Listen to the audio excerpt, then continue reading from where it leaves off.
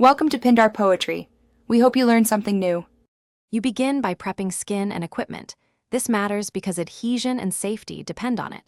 Once clean and dry, place dark chocolate wax in a double boiler or a dedicated warmer.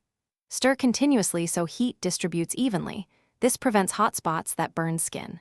Make sure temperature reaches about 45 degrees 50 degrees C, then test a small 1 cm dot on your inner wrist to confirm warmth and texture.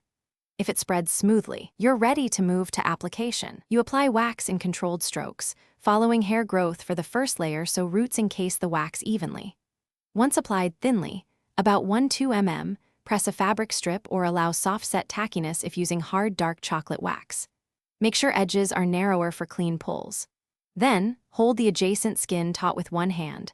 With the other, remove the strip or hardened wax quickly and parallel to the skin, not upwards, to reduce breakage and discomfort. Repeat in small sections. You finish by removing any residual dark chocolate wax with an oil-based remover or natural oil.